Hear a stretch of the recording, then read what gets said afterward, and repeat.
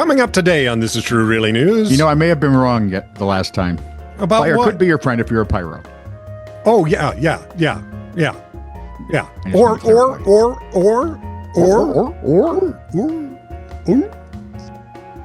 you're sealed. Oh, I'm back to Wednesday. Yeah, never mind that. And I haven't seen the first episode. Don't you do that to me.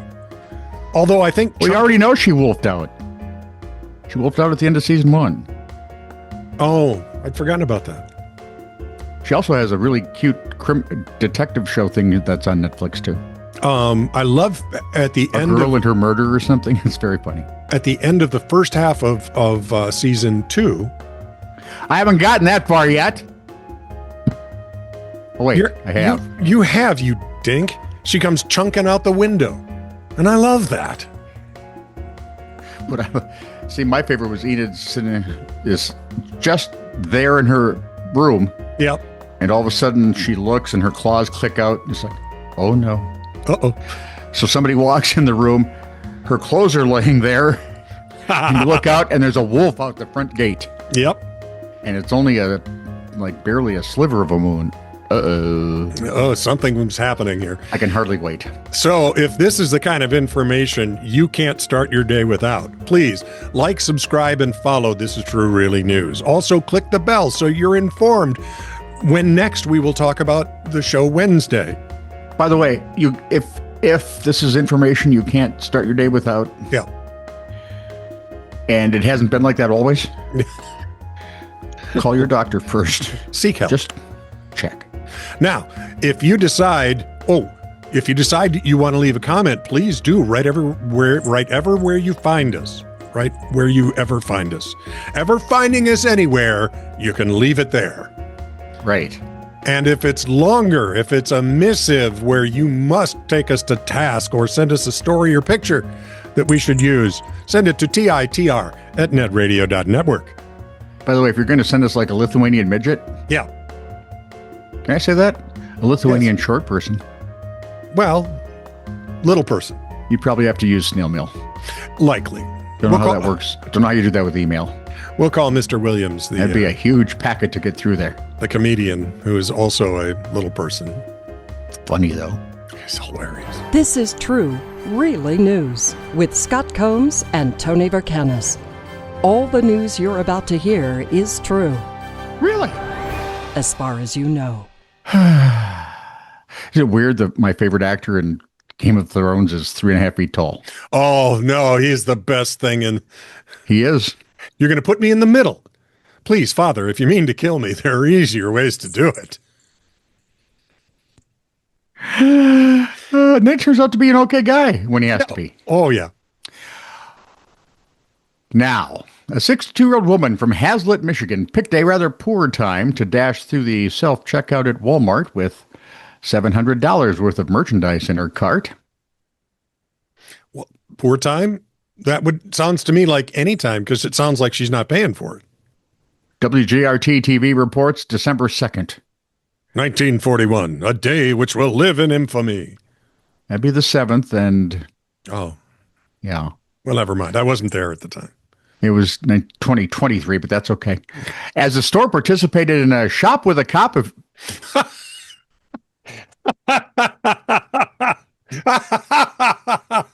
You know where this is going, right?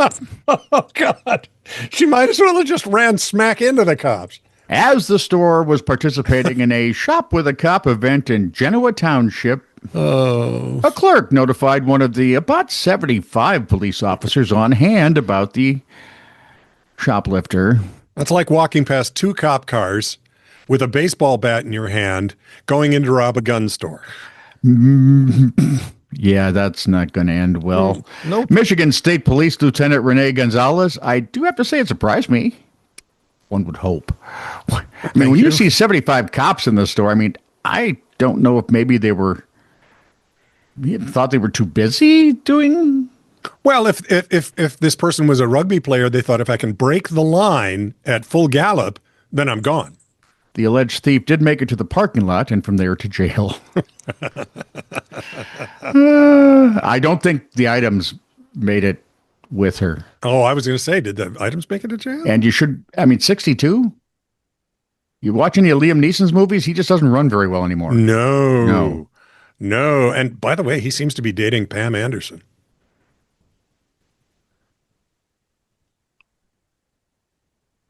That would have been interesting 20 years ago.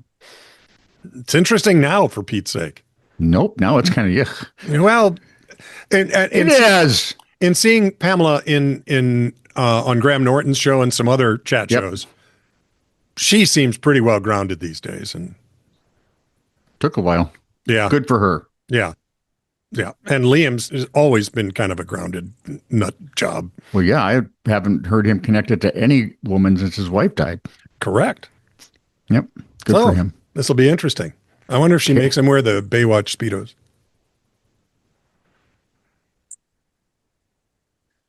From KTLA 5 via Ronnie Tucker. Does your doctor know? Oh, yeah. A gigantic jellyfish with tentacles that can stretch beyond 100 feet has been found washed up on a beach in the UK, with swimmers being warned to steer clear. Well, he's got these long tentacles. You don't want to. They need to stay vigilant for a potentially hazardous jellyfish after this enormous creature was discovered washed ashore on a UK beach. It's the lion's mane jellyfish. It ranks among the largest known jellyfish species. Tentacles that can stretch beyond 100 feet. David Alexander Bowie, who spotted the purple sea creature on a beach at... So he could technically play basketball defense from like mid-court, not have a problem. From the freaking parking lot. It's near Inverness in the Highlands. Revealed that at over 6 feet across, the lion's mane jellyfish he discovered is amongst the largest he's ever seen.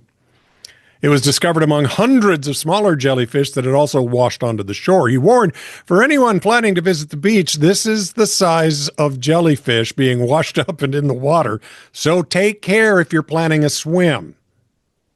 Now, the sting from a lion's mane jellyfish is seldom deadly on its own. Yay? The creature can trigger severe nausea, sweating, and cramps, which could put swimmers in danger if they're attacked whilst offshore, right? If you're unfortunate enough to be stung by a lion's mane jellyfish, the first thing you should do is rinse the area with vinegar. However, if the welts are particularly severe, it's crucial to seek professional help immediately. Back in July 2010, about 150 beachgoers in Rye, New Hampshire, here in the States, were stung by what experts believe were the remnants of a single lion's mane jellyfish that had been broken up by the tide. So even deceased, they're not safe. A lion's mane jellyfish boasts up to, count them, 1,200 tentacles divided into 8 clusters, using its painful sting to immobilize prey such as fish, other jellyfish, and swimmers. The largest specimen ever recorded was measured off the coast of Massachusetts in 1865, boasting a bell in diameter of 210 centimeters, that's 7 feet, and tentacles approximately 36.6 meters, 120 feet long. Some experts considered the lion's mane to be the longest animal in the world, even surpassing the blue whale. So don't think you're swimming away from it very fast either. Now, you need to know this. Lion's mane jellyfish are relatively common in the English Channel, Irish Sea, and North Sea. They are not strong swimmers and are most often spotted during the late summer and autumn when they've grown into a large size and the currents begin to sweep them to shore. While they're most frequently seen in northern waters, they've been known to turn up in Cornwall from time to time, with a massive swarm appearing in 2010, which is thought to have been attracted by plankton blooms in the area. Which led the experts to send a further warning out. Don't wear your plankton bloom swimming suit for a while.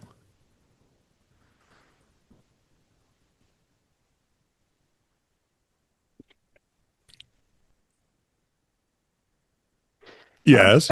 Question? Nope. Comment? Mm-mm. Conundrum? Well, yes, but I'm not quite sure how to put it into words. Snark? Oh, my. So just watch your ass out there. I have two weird prison type stories.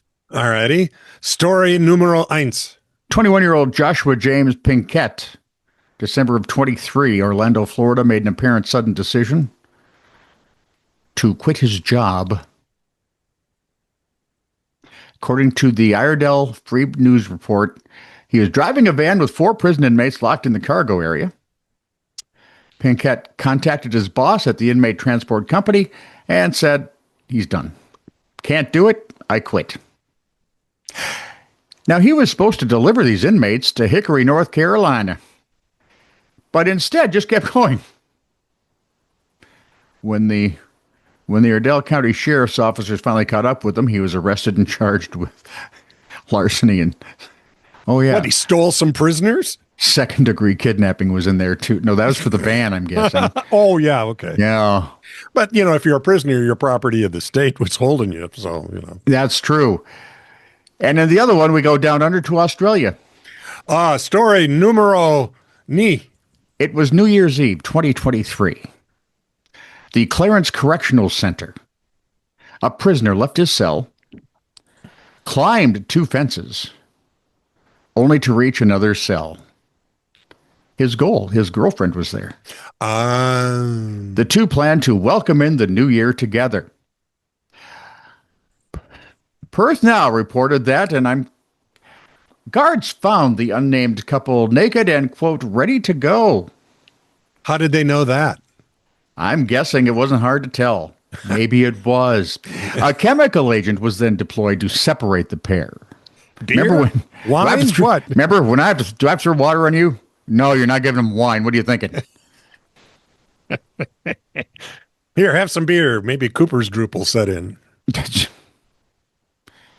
They're in a prison, dude. I don't think that. No, well, it's just a thought.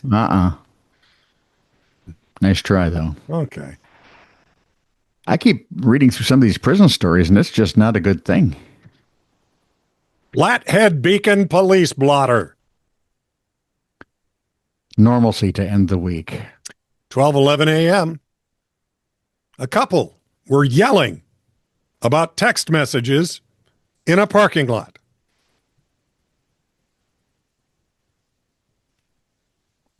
Does anyone see the irony here? Yeah. 12:30 a.m. An Evergreen woman called to report a man who was sitting in her backyard wearing only underwear and talking to himself. We have the date on this? Because if that's like the middle of winter. Yeah, he was taken to Kalispell Regional Medical Center where they said he was experiencing a serotonin dump.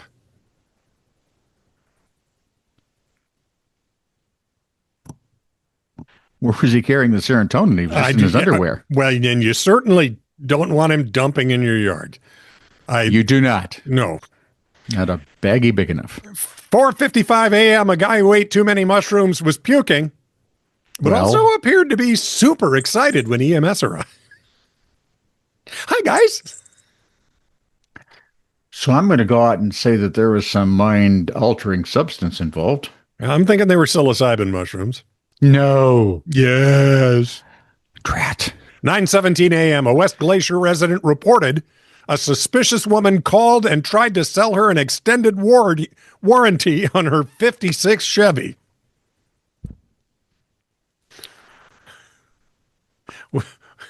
We've been trying to contact you since 1957. It wouldn't be that long. It'd be 58. They would have started probably. That's probably true. Yeah. 9:46 a.m. A tow truck was. They are hard workers, though. Wow. Well, it sounds to me like they've already hit everybody else, and now they're working backwards. I'm thinking they just have a phone book. 9:46 a.m. A tow truck was transporting a RAV4 to the Toyota dealership to rescue the cat locked inside.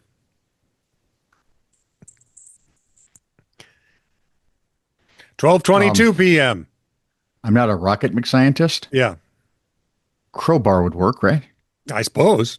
12:22 p.m. The cat was freed, but is now homeless. Well, duh, you just dragged him out of his house. 2:08 p.m. A plane was coming in a little wonky at the Kalispell City Airport just before bursting into flames. Well, that would explain the wonky. Yeah. And finally, Thank you. 8:55 p.m. Yes? The neighbor threatened the kids next door with the beating of a lifetime after they threw dog poop at the door.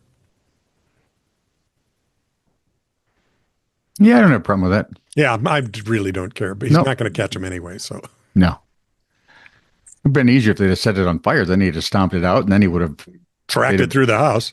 They basically would have been there laughing, and you could have caught him real easy then. Well, you remember we always told the story. You ring the front doorbell, you set it on fire, you ring the front doorbell, they stomp on it. You go to the back door and start pounding on that so they run through the house to come after you. And then they've tracked the dog poo in through the carpeting. You put a lot of thought into this, dude. We never once did it. We just I didn't say heard that. I about just it. said you put a lot of thought into this. Oh, me and Poop are intimate friends. Oh, good heavens. I should maybe never say it like that. Never say it out loud ever. I'm just, Anyway, no. I just know my poop. No. Mm-mm. No. Nope. This is true, really news. Send email to TITR@netradio.network.